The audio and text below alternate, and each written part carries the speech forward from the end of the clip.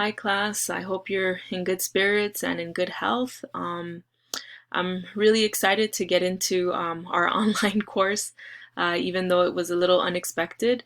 I did want to let you know that I will not be using Zoom. I will be doing everything asynchronous, which means that everything's going to be at your own pace. Like when you guys have available time to do work, that's when you'll do the work. So it'll all be there for you online. I'm creating the course as I go because I've never taught this course online before.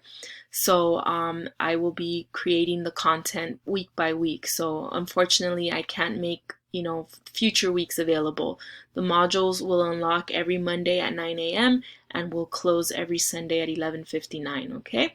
Um, Other than that, I mean, if you guys have any questions, just please contact me through inbox should you need to, or we can chat on virtual office hours. I'll be available. And, just take care and just know that I'm going to be with you every step of the way and that I am not going to try to make things more difficult for you for the rest of the semester. I know we got a lot on our plates already. So please take care.